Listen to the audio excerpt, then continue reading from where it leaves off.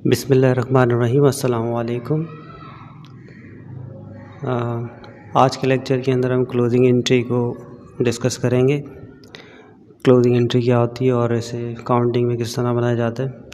तो सबसे पहले देखते हैं closing entry. What is a closing entry. Closing entry क्या है? Closing entry is a journal entry. Closing entry एक जर्नल एंट्री होती है that is made at the end of an accounting period, जो एक साल के अख्ताम पर या अकाउंटिंग पीरियड के अख्ताम पर बनाई जाती है।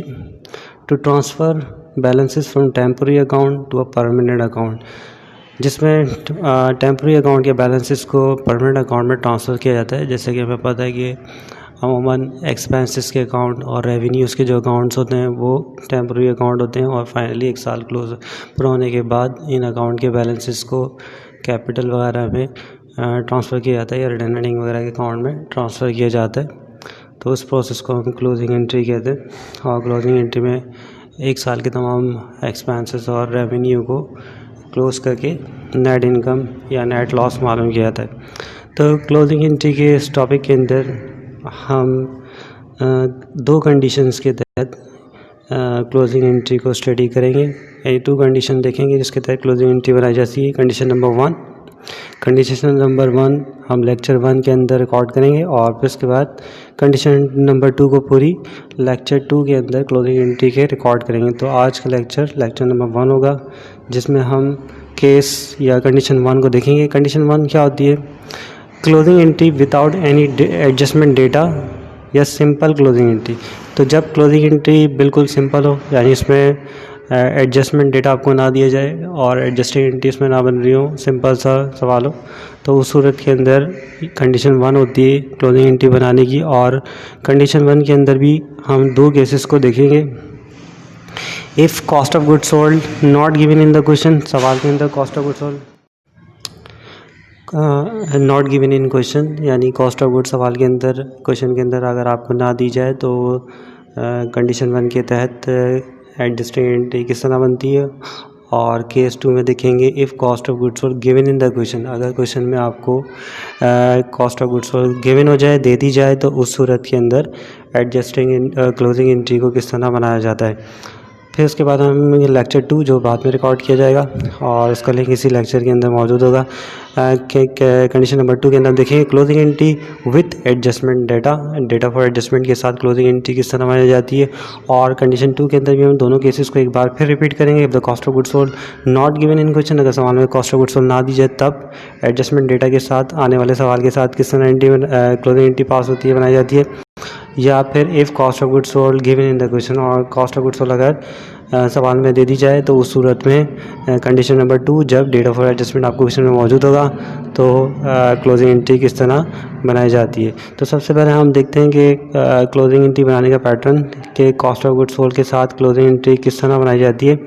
If cost of goods sold not given in question, अगर सवाल में कॉस्ट ऑफ गुड्स सोल्ड ना दिए जाए तो क्लोजिंग एंट्री बहुत सिंपल है। इसका फॉर्मेट बनाने का तरीका तो सबसे पहले आप क्लोजिंग एंट्री की इनकम समरी अकाउंट को डेबिट कर दें और उसका अमाउंट ना लिखें। फिर उसके बाद आपको मर्चेंडाइज इन्वेंट्री ओपनिंग जो क्वेश्चन में गिवन होगी वो क्रेडिट करना पड़ेगी। परचेजेस को भी आपको क्या करना पड़ेगा, क्रेडिट करना पड़ेगा। इसी में purchase return, transportation in, freight in, carting in, carriage in, वर्ड वगैरह, ये सारे अकाउंट एंट्री के अंदर आपको, क्योंकि डेबिट में होंगे तो क्लोज करने के इन तमाम अकाउंट को क्या करना पड़ेगा, क्रेडिट करना पड़ेगा। इसी तरह सेल रिटर्न अलाउंस और सेल डिस्काउंट के अकाउंट जो कि डेबिट में होंगे उन्हें क्रेडिट करना पड़ेगा। यानी वो तमाम अकाउंट जो डेबिट में होते हैं रेवेन्यू के एक्सपेंसेस के, उनको हम यहाँ पर क्रेडिट कर रहे होते हैं। इसके अलावा जितने भी एक्सपेंस आएंगे separately, salary expense, wages expense, supplies expense, insurance expense, advertising expense, उन तमाम एक्सपेंसेस को हम क्रेडिट कर देंगे यहाँ पर। तो क्योंकि एक्सपेंस डेबिट में होते हैं तो उन्हें क्लोज करने के लिए क्रेडिट करना पड़ता है। फिर इन तमाम एक्सपेंस अमाउंट का टोटल करने के बाद क्रेडिट साइड की जितना अमाउंट आएगा वो हम इनकम समरी के डेबिट पॉकेट में लिख देंगे। इसके बाद दूसरे स्टेप पे आते हैं। फिर रेवेन्यू के अकाउंट हमें क्लोज करना पड़ता है। उसके सबसे पहले उसके साथ मर्चेंडाइज इन्वेंट्री एंडिंग को हमें डेबिट करना पड़ेगा जो क्वेश्चन में गिवन होगी। फिर सेल को डेबिट करना पड़ेगा, परचेज रिटर्न, परचेज अलाउंस, क्योंकि ये सारे अकाउंट क्रेडिट में होंगे ये तीनों अकाउंट, तो इन्हें हमें क्लोज करने के लिए क्या करना पड़ेगा जी, डेबिट करना पड़ेगा। इसके बाद जितने रेवेन्यू के अकाउंट होंगे अलग-अलग commission income, interest income, rent income, इन तमाम को भी क्योंकि ये क्रेडिट में होते हैं क्लोज करने के लिए डेबिट करना पड़ेगा। इसके बाद इनकम समरी अकाउंट को क्रिएट करेंगे और उसमें अमाउंट जो लिखा जाएगा इन तमाम अमाउंट का टोटल करके इनकम समरी अकाउंट में लिख दिया जाएगा। उसके बाद ये 2 स्टेप करने के बाद फिर हम देखेंगे कि आया कारोबार के एक्सपेंसेस ज़्यादा हैं या रेवेन्यू की इनकम समरी ज़्यादा है। अगर रेवेन्यू साइड पे अमाउंट ज़्यादा होगा तो प्रॉफिट होगा, और अगर एक्सपेंस साइड पे अमाउंट ज़्यादा होगा और रेवेन्यू में कम होगा तो हमें लॉस हो जाएगा। अगर प्रॉफिट हो जाए तो एंट्री फिर ये बन जाएगी, इफ़ प्रॉफिट या नेट इनकम, तो इनकम समरी अकाउंट को डेबिट कर देंगे। यहाँ के अमाउंट का एक्सपेंसेस वाले इनकम समरी के अमाउंट में से रेवेन्यू साइड की इनकम समरी के अमाउंट को माइनस करके जो अमाउंट आएगा उससे इनकम समरी अकाउंट को डेबिट कर दिया जाएगा, और ये पैसे अमाउंट कैपिटल में ट्रांसफ़र हो जाएगी। नेट इनकम तो कैपिटल अकाउंट क्रेडिट कर दिया जाएगा। अगर लॉस हो जाए तो उस सूरत में ये एंट्री बन जाएगी, कैपिटल अकाउंट डेबिट करना पड़ेगा, इनकम समरी अकाउंट क्रेडिट। तो लॉस और प्रॉफिट का हम किस तरह तयन करेंगे उसके लिए हम देखेंगे। अगर एक्सपेंसेस साइड ज़्यादा है और रेवेन्यू साइड कम है तो लॉस होगा, और अगर एक्सपेंसेस साइड कम और रेवेन्यू साइड ज़्यादा हो जाए तो प्रॉफिट हो जाएगा। इसके बाद अगर क्वेश्चन के अंदर आपको ड्राइंग की दी जाएगी तो उसे भी क्लोज करना पड़ेगा। तो ड्राइंग को क्लोज करने के लिए कैपिटल अकाउंट को डेबिट कर देंगे, ड्राइंग अकाउंट को क्रेडिट कर दिया जाएगा जितने अमाउंट से क्वेश्चन में गिवन होगी। एक बात नोटेड कि इनकम समरी अकाउंट को हम प्रॉफिट एंड लॉस अकाउंट भी कहते हैं, एक्सपेंस रेवेन्यू समरी अकाउंट भी कहते हैं। ये एंट्री, क्लोजिंग एंट्री का फॉर्मेट उस सूरत में हम अप्लाई करते हैं जब हमारे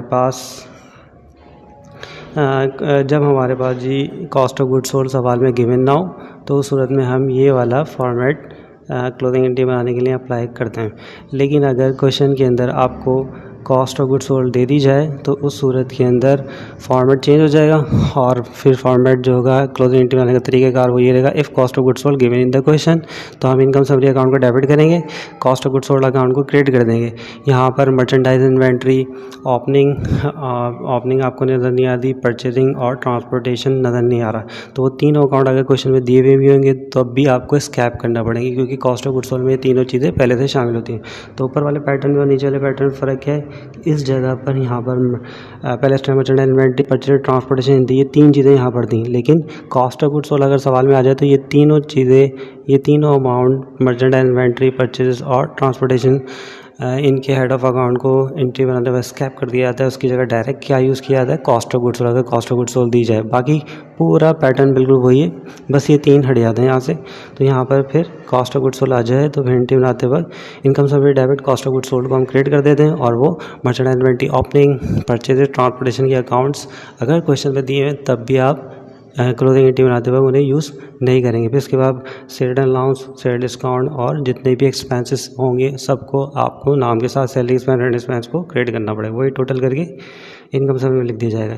इसी तरीके से कुछ चेंज यहाँ पर भी आता है, जैसे वहाँ पर दूसरे स्टेप के अंदर आप देखते हैं कि यहाँ मर्चेंडाइज इन्वेंट्री एंडिंग है, और फिर उसके बाद purchase, return allowance, purchase discount है। तो ये तीनों यहाँ से इसके बाद 3 ऊपर के और 3 नीचे के, यानी merchandise inventory ending, purchase, return allowance और परचेज डिस्काउंट, ये 3 हेड ऑफ अकाउंट यहाँ पर क्लोजिंग एंट्री बनाते वक्त यूज़ नहीं होंगे। जब क्वेश्चन के अंदर कॉस्ट ऑफ गुड्स सोल्ड आ जाए तो वो यहाँ से हट जाते हैं डायरेक्टली। फिर क्या लेना पड़ेगा, सेल के बाद जितने रेवेन्यू के अकाउंट होंगे वो लेना पड़ेंगे।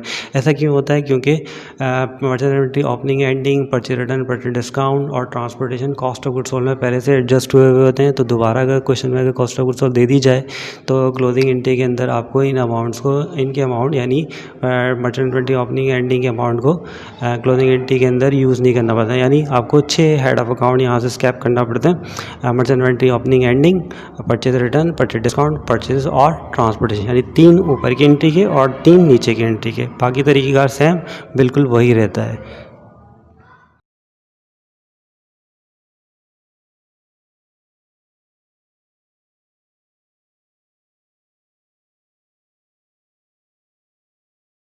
कंडीशन नंबर 1 में हम देखते हैं कि कंडीशन 1 के तहत देखेंगे कि closing entry without any adjustment data, जब डेटा फॉर एडजस्टमेंट आपको ना दिए जाए, और केस नंबर 1 के तहत cost of goods sold is not given in question. Cost of goods sold सवाल में आपको गिवन ना हो तो सूरत में क्लोजिंग एंट्री बनाने का तरीक़ेकार या प्रोसीजर क्या होता है। तो सामने क्वेश्चन है हमारे, the following is selective balance of the Umar and company. Umar company का ये सिलेक्टिव बैलेंस है December 31, 2007 का, एंड के अंदर साल के अक्टूबर 1 यानी स्टार्ट की इनकी अक्टूबर 1 की टू राउंड की इनकी ओपनिंग इन्वेंट्री 22,500 पे, परचेजिंग परचेज डिस्काउंट और रेंट सैलरी एक्सपेंस तमाम इनको हेड ऑफ अकाउंट यानी इनके बैलेंसेस दिए अकाउंट्स के, और फिर एंडिंग इन्वेंट्री बताई हुई, और रिक्वायरमेंट कहती है आपको इधर प्रीपेड क्लोजिंग एंट्री बनाना है। तो अब हम इस केस के तहत यानी कंडीशन नंबर 1, जब डेटा फॉर एडजस्टमेंट आपको क्वेश्चन में गिवन ना हो, तो यहाँ पर आप कहीं भी आपको डेटा फॉर एडजस्टमेंट नज़र नहीं आ रहा, सिंपल डेटा अगर वो होता तो डेटा फॉर एडजस्टमेंट की हेडिंग डाल के नीचे एडजस्टमेंट के लिए आपको एंट्रीज दी जाती हैं। तो ऐसे सूरत में डेटा फॉर एडजस्टमेंट क्वेश्चन में होता है, यहाँ पर सिंपल क्वेश्चन है, डेटा फॉर एडजस्टमेंट नहीं है। और दूसरी बात, कॉस्ट ऑफ गुड्स सोल्ड का अकाउंट भी आपको कहीं नज़र नहीं आ रहा है, यहाँ पर सवाल के अंदर कॉस्ट ऑफ गुड्स सोल्ड भी गिवन नहीं है। तो ऐसे सूरत में क्लोजिंग एंट्री किस तरह बनती है, तो एक बार फिर हम फॉर्मेट की तरफ आते हैं। तो फॉर्मेट के मुताबिक सबसे पहले आपको कंपनी का नाम लिख के क्लोजिंग एंट्री की हेडिंग डालें, और फिर इनकम सभी अकाउंट को डेबिट कर देंगे। उसका कोई अमाउंट आप यहाँ पर नहीं लिखेंगे क्योंकि वो आपको गिवन भी नहीं है। तो आप उसके बाद तरतीब के लिहाज से मर्चेंट इन्वेंट्री ओपनिंग, फिर परचेज, फिर ट्रांसपोर्टेशन के अकाउंट को क्रेडिट करना पड़ेगा। इसी सेटिंग से हम जाएंगे। तो क्वेश्चन में सबसे पहले merchant inventory open income summary account को 2017 दिसंबर 31 की हेडिंग डाली हमने, कंपनी का नाम जो हमें गिवन है ओमर कंपनी, और closing entry for the period end December 31। तो इनकम समरी अकाउंट लिख दिया हमने यहाँ पर, और उसके अभी फिगर हम नहीं लिख रहे। फिर उसके बाद मर्चेंट इन्वेंट्री ओपनिंग चाहिए होती है जो हमें क्वेश्चन में गिवन होती है। तो ओपनिंग इन्वेंट्री यहाँ पर 22,500 रुपये। उसके बाद परचेजिंग को लेना पड़ता है, परचेजिंग 75,000 रुपये। तो हम यहाँ पर सबसे पहले मर्चेंट इन्वेंट्री ओपनिंग ले रहे हैं 22,500 रुपये, उसके बाद परचेजिंग 75,000 रुपये। उसके बाद पैटर्न के मुताबिक जब आप यहाँ पर मर्चेंट इन्वेंट्री ओपनिंग ले लें, परचेजिंग ले रहे हैं, तो उसके बाद तरतीब के लिहाज से ट्रांसपोर्टेशन इन और फिर सेल रिटर्न अलाउंस और फिर सेल डिस्काउंट को लेना पड़ता है। यानी परचेज के बाद transportation, cell return allowance, sale discount के अकाउंट को लेना पड़ता है। तो अब क्वेश्चन में हम देखते हैं कि क्या ट्रांसपोर्टेशन इन गिवन है। जी, ट्रांसपोर्टेशन इन हमें दी हुई है, कितनी दी हुई है यहाँ पर 4,200।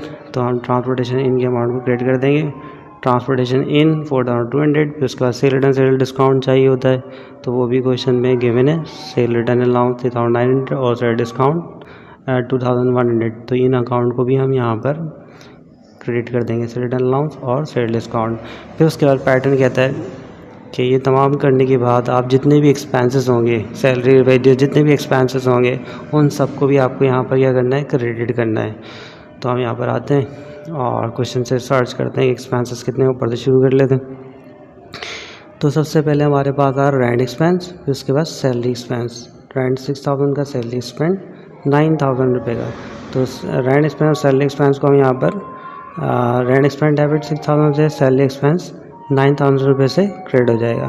फिर उसके बाद हम देखते हैं कि इनके बाद कौन कौन से एक्सपेंस हैं। सैलरी एक्सपेंस, सैलरी तो यही हो गया, ट्रांसपोर्टेशन, सप्लाईज एक्सपेंस और फिर इक्विपमेंट पे डेप्रिसिएशन। सप्लाई से 800 और इक्विपमेंट पे डेप्रिसिएशन 500 रुपये का। तो ये दो ही एक्सपेंस है, इसके बाद नीचे कोई भी एक्सपेंस ज़्यादा नहीं आ रहा। तो इन दोनों एक्सपेंसेस को, सप्लाईज एक्सपेंस और डेप्रिसिएशन एक्सपेंस को भी हम यहाँ पर क्रेडिट कर देते हैं।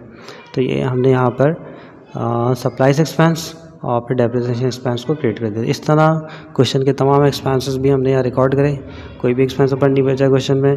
तो भी उसके बाद इन तमाम अमाउंट का हम यहाँ टोटल कर लेते हैं।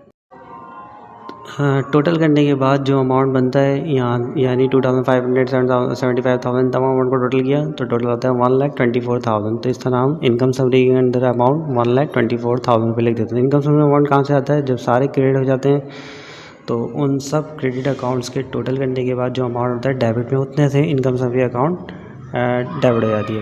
फिर उसके बाद हम आते हैं नेक्स्ट स्टेप पर, और नेक्स्ट स्टेप जो होता है क्लोजिंग एंट्री, ये होता है कि आप मर्चेंट इन्वेंट्री एंडिंग को डेबिट करें, सेल को डेबिट करें, purchase return and purchase discount को आप क्रेडिट कर दें। तो हम देखते हैं सबसे पहले मर्चेंट इन्वेंट्री एंडिंग, ये सवाल की हमें गिवन है, और दूसरी हमें चीज़ चाहिए सेल, सेल भी हमें गिवन है। तो इस सवाल में से हमने क्वेश्चन में से मर्चेंट इन्वेंट्री एंडिंग को डेबिट किया, जो हमें गिवन कितनी थी जी, ये 25,800 रुपये, और ये 25,800। इसमें सेल जो गिवन थी 1,15,000 रुपये, 1,15,000 रुपये, ये भी हमने यहाँ पर डेबिट कर दी। इसके बाद हमें चाहिए होता है पैटर्न के मुताबिक, क्योंकि आपको पैटर्न फॉलो करना है, याद भी रखना pattern, purchase return, purchase discount question के अंदर गिवन है। अगर परचेज कुछ टाइटल ऐसे होंगे, हो सकता है बास क्वेश्चन के अंदर आपको परचेज दिया होगा, डिस्काउंट नहीं दिया होगा, जो डिस्काउंट क्वेश्चन में नहीं होगा तो आप स्कैप कर देंगे। इसी तरह बास क्वेश्चन में आपको सेल रिटर्न ना हो तो आप छोड़ देंगे, सेल डिस्काउंट होगा। बास सवाल में पैटर्न के मुताबिक कुछ चीज़ें बाज़ दफ़ा सवाल में तमाम चीज़ें मिल जाएंगी, बाज़ दफ़ा ऐसा नहीं होगा कि कुछ हेड ऑफ अकाउंट सवाल में आपको गिवन नहीं होंगे तो आप उनको छोड़ते चले जाएंगे। तो उसके बाद हम परचेज रिटर्न परचेज डिस्काउंट लेते हैं यहाँ पर। तो purchase return and purchase discount search कर लेते हैं। इस क्वेश्चन में गिवन है, परचेज रिटर्न भी दिया हुआ है 2500, परचेज डिस्काउंट 1500 रुपये। तो हमने यहाँ पर परचेज रिटर्न अलाउंस थी 2500 और परचेज डिस्काउंट 1500 रुपये लिया। इसके बाद हम तमाम पैटर्न पे एक दफ़ा दोबारा आते हैं। पैटर्न आपको बताता है कि जब आप ये चारों चीज़ें डेबिट कर लें तो उसके बाद तमाम रेवेन्यू के अकाउंट पे ले जाता है, कमीशन इनकम, इंटरेस्ट इनकम, इन अकाउंट्स को आपको क्या करना पड़ेगा, क्रेडिट डेबिट करना पड़ेगा, क्योंकि ये क्रेडिट में होंगे। तो क्वेश्चन में हम देखते हैं कोई इनकम्स है जी, यहाँ पर दो इनकम दी हुई है, एक कमीशन इनकम है और फिर एक इंटरेस्ट इनकम। इन दोनों अकाउंट्स को हम यहाँ पर क्या कर लेंगे, डेबिट कर लेंगे। ये हमने कमीशन इनकम को डेबिट किया और इंटरेस्ट इनकम को डेबिट किया। उसके बाद जितना टोटल आएगा इन सब का डेबिट वालों का, उतने से इनकम समरी अकाउंट को क्रेडिट कर देंगे। तो यहाँ पर टोटल कितना बन रहा है, 1,46,000। तो इतना अमाउंट से हमने इनकम समरी अकाउंट को क्रेडिट कर दिया। अब देखना ये पड़ेगा कि कारोबार में फ़ायदा हुआ है नुकसान। तो आप देखें ये सारे एक्सपेंसेस हैं। तो इस साल कारोबार ने जो एक्सपेंसेस किए 1,24,000 और उन एक्सपेंसेस को करने के बाद जो आमदनी कमाई, रेवेन्यू कमाया सेल से, कमीशन वगैरह से, वो कितना बनता है 1,46,000। तो रेवेन्यू ज़्यादा है, आमदनी ज़्यादा है और एक्सपेंस कम है। जब भी आपके एक्सपेंसेस कम हो जाएँ और रेवेन्यू ज़्यादा हो जाए तो आपको प्रॉफिट होगा, और अगर एक्सपेंसेस ज़्यादा हो जाएं और रेवेन्यू कम हो जाए तो लॉस हो जाएगा। तो इस क्वेश्चन में हम देख रहे हैं कि एक्सपेंसेस सिर्फ 1,24,000 रुपये, जबकि इनकम रेवेन्यू वाली साइड, यहाँ पर ये वाली साइड में इनकम समरी क्रिएट हो रही है, ज़्यादा से हो रही है 1,46,000 रुपये का। तो इसका मतलब आपको यहाँ पर क्या हो गया है, प्रॉफिट हो गया है। तो प्रॉफिट की सूरत में जो एडजस्टिंग एंट्री बनेगी वो यूँ बनेगी कि इफ़ प्रॉफिट या नेट इनकम, तो इनकम समरी को डेबिट करना पड़ेगा और कैपिटल अकाउंट को क्रेडिट करना पड़ेगा। तो हम यूँ ही पर तीसरी एंट्री, दो एंट्री बनाने के बाद ही फाइनल करेंगे। तो हम दिखा रहे हैं कि 1,46,000 रुपये का जो रेवेन्यू हुआ था उसमें से एक्सपेंसेस के पैसे 1,24,000 ये हमने माइनस किए। तो डिफरेंस कितना आ जाएगा 22,000। तो इसका मतलब इस साल इस बिज़नेस को 22,000 रुपये की नेट इनकम हुई है, जो हमने उसके कैपिटल अकाउंट में ट्रांसफ़र कर दी। तो income summary debit, Umer's capital credit, narration to transfer net income into the capital account। इसके पैटर्न में हमारे पास अगर क्वेश्चन में ड्राइंग दी हुई हो तो क्लोज करना पड़ता है, ड्राइंग कैपिटल को डेबिट करते हैं, ड्राइंग को क्रेडिट करते हैं। लेकिन इस क्वेश्चन के अंदर कहीं भी हमें ड्राइंग गिवन नहीं है, तो इस तरह हमने ये पूरी एंट्री, क्लोजिंग एंट्री फाइनल करी। तो क्लोजिंग एंट्री कोई इतनी मुश्किल नहीं है, सिर्फ उसके लिए आपको इसका फॉर्मेट याद रखना पड़ता है। तो एक दफ़ा हम फॉर्मेट को दोबारा रिव्यू करते हैं। ये फॉर्मेट सूरत में जब cost of goods sold question में गिवन नहीं होगा, तो सबसे पहले आपको इनकम समरी को डेबिट करना है, फिर उसके बाद मटेरियल इन्वेंटरी ओपनिंग लेना है, परचेज रिटर्न, परचेजेस, फिर ट्रांसपोर्टेशन, फिर सेल रिटर्न अलाउंस, फिर सेल डिस्काउंट, हमेशा यही सेटिंग रहेगी। फिर उसके बाद जितने भी एक्सपेंसेस होंगे उन सबको क्रेडिट करना है और narration to close various expense and temporary accounts. तो आपको याद रखना है कि बाद दफ़ा ऐसा होगा क्वेश्चन में ट्रांसपोर्टेशन इन गायब हो जाएगा, तो क्वेश्चन में नहीं होगा तो आप उसको छोड़ देंगे। बाद दफ़ा सेल डिस्काउंट गायब हो जाएगा, तो जो अकाउंट्स आपके पैटर्न के मुताबिक नहीं होंगे वो आप छोड़ते चले जाएंगे। इसके बाद दूसरे स्टेप के अंदर आपको लाजमी तौर पर मर्चेंडाइज इन्वेंट्री एंडिंग को डेबिट करना है, फिर सेल को डेबिट करना है, परचेज रिटर्न, परचेज अलाउंस को डेबिट करना है, क्योंकि ये तमाम अकाउंट अमूमन जो होते हैं मर्चेंडाइज के अलावा अमूमन जो होते हैं ये सारे रेवेन्यू, ये सेल और परचेज रिटर्न, परचेज डिस्काउंट, ये सारे क्रेडिट के अंदर होते हैं, क्लोज करने के लिए डेबिट करना पड़ता है। इसके अलावा जितने भी रेवेन्यू के अकाउंट होते हैं, कमीशन इनकम, इंटरेस्ट इनकम, जितने कोई भी रेवेन्यू का अकाउंट हो सकता है वो अमूमन नॉर्मल बैलेंस का क्रेडिट में होता है, तो क्लोज करने के लिए हम डेबिट करते हैं। इन सबको डेबिट कर देते हैं और इतने जिनके टोटल थे इनकम सभी अकाउंट को क्रेडिट कर देते हैं। सेकंड स्टेप के अंदर फिर हम फॉलो करते हैं कि भाई मालूम करते हैं कि प्रॉफिट हुआ या लॉस हुआ। तो वही तरीका कि अगर रेवेन्यू ज़्यादा है, ये साइड ज़्यादा है और ये साइड कम है तो प्रॉफिट हो जाएगा, और अगर इसकी अपोजिट हो जाए रेवेन्यू की साइड यानी ये सेल वाली साइड ये कम हो जाए और एक्सपेंसेस ज़्यादा हो जाए तो फिर हमें उस सूरत में लॉस हो जाएगा और उस सूरत में लॉस की एंट्री पास करना पड़ेगी। इसके बाद क्वेश्चन में अगर ड्राइंग हो तो फिर ड्राइंग को क्रेडिट करना पड़ता है, कैपिटल क्रेडिट डेबिट करना पड़ता है। ये क्लोजिंग एंट्री होती है ड्राइंग की। इस फॉर्मेट को आपको जहन में रखना है।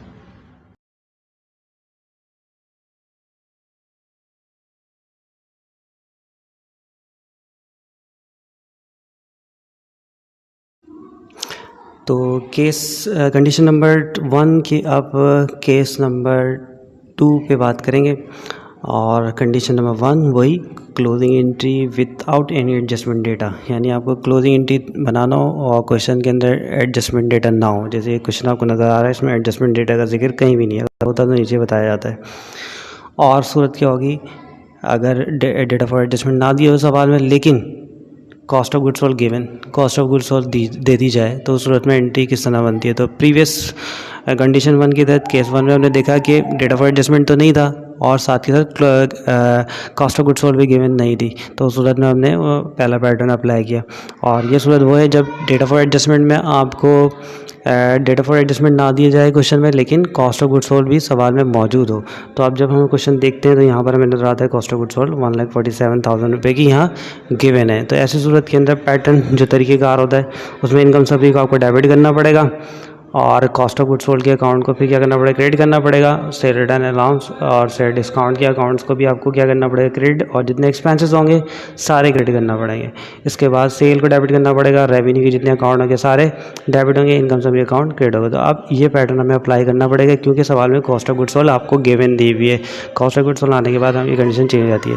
तो सबसे एंट्री बनाते हैं, क्वेश्चन हमारे पास है the following balance is stuck from mister Amjhar and company December 2009, और रिक्वायरमेंट बताती है कि on the basis of the about data prepare the closing entry for period ended December 31, 2009। तो हमने नाम लिखा, mother company closing entry for the period end December 31, 2009। और फिर सवाल शुरू करते हैं।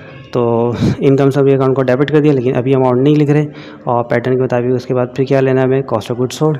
तो कॉस्ट ऑफ गुड्स सोल्ड पे आते हैं। क्वेश्चन के अंदर कॉस्ट ऑफ गिवन है 1,47,000, तो डायरेक्टली यहाँ पर हम पहले स्टेप में 1,46,000 रुपये कॉस्ट ऑफ गुड्स सोल्ड लिख देते हैं।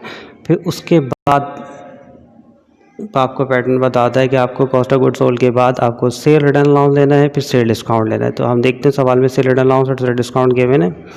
तो यहाँ देखा हमने सेल डिस्काउंट मिल गया, सेल रिटर्न भी चेक कर लेते हैं। सेल रिटर्न नहीं है, तो इसका मतलब जो चीज़ नहीं है वो नहीं लेना पड़ेगी, तो सेल रिटर्न को छोड़ देंगे, जस्ट सेल डिस्काउंट ही एंट्री में रिकॉर्ड हो जाएगा। तो कितना है सेल डिस्काउंट, 3,000 रुपये का, तो एंट्री में कितना आ जाएगा, सेल डिस्काउंट।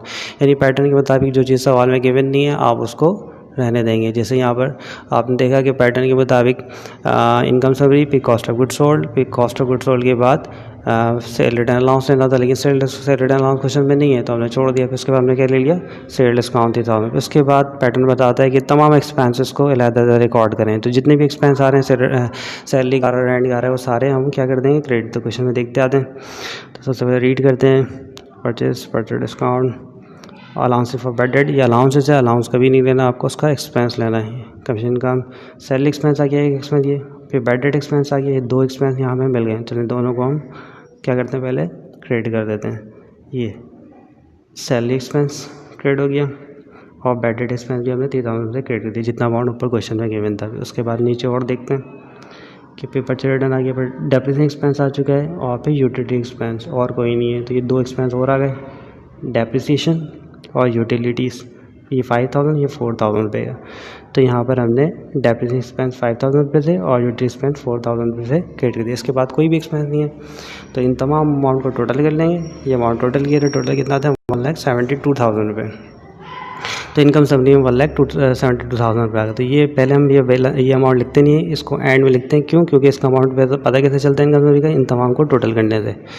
फिर उसके बाद सेकंड स्टेप पर आते हैं जी। Second step pattern, entry pattern हमें बताता है कि फिर आपको ये करना है कि सेल लेना है और जितने रेवेन्यू अकाउंट है वो लेना पड़ेंगे। सही है, क्योंकि cost of goods sold given है, तो पुराने पैटर्न के मुताबिक तो मटर्निटी ओपनिंग आता था। फिर उसके बाद आप लेते थे परचेज रिटर्न परचेज डिस्काउंट लेते थे, लेकिन यहाँ पर उन 3 को स्कैप करना पड़ेगा। तो हम सबसे पहले सेल लेंगे, फिर तमाम रेवेन्यू। तो सेल 1,50,000, तो हमने यहाँ पे ले ली 1,50,000 रुपये की सेल। अब रेवेन्यू चेक करते, कोई इनकम है, कोई आमदनी है। तो ऊपर से देखते हुए आते हैं क्वेश्चन को, तो हम देख रहे हैं तो सिर्फ एक कमीशन की आमदनी नज़र आई हमें, और यहाँ पर कोई भी रेवेन्यू नहीं है। तो एक ही इनकम है, कमीशन, तो हम उसी को यहाँ पर क्रेडिट कर देंगे, डेबिट कर देंगे, कमीशन इनकम डेबिट। तो डेबिट होने के बाद कोई इनकम और नहीं है, तो इसी को टोटल कर लिया जाएगा। टोटल करते हैं तो 1,66,000 बनता है। तो 2 स्टेप होने के बाद फिर वही तरीका, आपको प्रॉफिट और लॉस को यहाँ एडजस्ट करके निकालना है। तो आप देखें कि रेवेन्यू साइड ये है और एक्सपेंसेस ज़्यादा हैं। इस पूरे साल में एक्सपेंस 1,72,000 की है और रेवेन्यू कितना है 1,66,000 का। तो रेवेन्यू कम कमाया, आमदनी कम हो रही है सेल वेल से और कमीशन वगैरह से, लेकिन एक्सपेंसेस ज़्यादा हो गए तो ये लॉस हो गया। तो लॉस की सूरत में एंट्री जो बनती है वो हमारी पैटर्न बता रहा था कि एंट्री आपकी लॉस की सूरत में क्या बनती है जी, जब आपको लॉस हो जाए तो कैपिटल अकाउंट को डेबिट करना पड़ेगा और इनकम समरी अकाउंट को क्रेडिट करना पड़ेगा। और प्रॉफिट की सूरत में reverse entry income summary debit और कैपिटल क्रेडिट हो जाता है। अब लॉस हो रहा था कैपिटल डेबिट होगा, इनकम समरी अकाउंट क्रेडिट। तो हमने यहाँ फाइन कर लिया कि भाई लॉस हो रहा है, क्योंकि सवाल के अंदर देख रहे हैं हम कि एक्सपेंसेस ज़्यादा हैं और इनकम कम है, तो लॉस हो रहा है तो एंट्री बन जाएगी कैपिटल डेबिट हो जाएगा। तो मदर्स का कैपिटल डेबिट और इनकम सभी अकाउंट क्रेडिट। डिफरेंस निकालते हैं 1,72,000 जो हमें एक्सपेंसेस हैं यहाँ पर ये, और ये रेवेन्यू का। तो डिफरेंस निकाला तो इस साल इन्होंने खर्चे जो हैं 1,72,000 के किए और रेवेन्यू कितना कमाया 1,66,000 का। तो इनको 6,000 रुपये का लॉस हो गया। तो मर्जर कैपिटल डेबिट इनकम सभी account credit nation to transfer the net loss into the capital account. फिर उसके बाद अगर क्वेश्चन के अंदर ड्राइंग दी हुई हो तो उसे भी आपको क्लोज करना पड़ता है, और ड्राइंग क्योंकि डेबिट में होती है क्लोज करने के लिए उसे क्रेडिट करना पड़ता है। तो ये क्वेश्चन ऐसा था कि इसमें ड्राइंग आपको गिवन थी, मदर ड्राइंग 90,000 रुपये की। तो इसको क्लोज करने का जो एंट्री पैटर्न है हमने लिखा हुआ भाई वो यही रहेगा कि ड्राइंग आ जाए तो उसको क्लोज करने के लिए कैपिटल को डेबिट करना है और ड्राइंग को क्रेडिट करना है। तो इसी वजह से हम यहाँ पर जो इसकी एंट्री ड्राइंग की बना रहे हैं वो ये बना रहे हैं। मदर की ड्राइंग जो है 19 की है 1,000 रुपये की है, तो उसको क्लोज करने के लिए मदर्स कैपिटल डेबिट और मदर्स ड्राइंग 19,000 रुपये से क्रेडिट हो जाएगी। तो इस तरह ये एंट्री भी हमने मुकम्मल करी। और कंडीशन 1 के दोनों केसेस देखे कि अगर डेटा फॉर एडजस्टमेंट सवाल में क्वेश्चन में आपको ना दिया जाए तो उस सूरत में एंट्री क्या बनती है, और दोनों केसेस के तहत मतलब कि अगर डेटा फॉर एडजस्टमेंट ना दिया है क्वेश्चन में और कॉस्ट ऑफ गुड्स सोल्ड भी ना दी जाए तो कैसे बनेगी, और अगर डेटा फॉर एडजस्टमेंट ना दिया जाए और कॉस्ट ऑफ गुड्स सोल्ड दे दी जाए तो उस सूरत में एंट्री का बनाने का तरीक़ेकार क्या होता है। इसके बाद हम लेक्चर नंबर 2 रिकॉर्ड करेंगे जिसके अंदर हम देखेंगे अगर क्वेश्चन के अंदर डेटा फॉर एडजस्टमेंट आपको दे दिया जाए तो उस सूरत में कंडीशन नंबर 2 के अंदर दोनों सूरतों को देखेंगे, कॉस्ट ऑफ गुड्स सोल्ड होने की सूरत में भी और कॉस्ट ऑफ गुड्स सोल्ड ना होने की सूरत में भी क्लोजिंग एंट्री किस तरह बनती है इंशाल्लाह।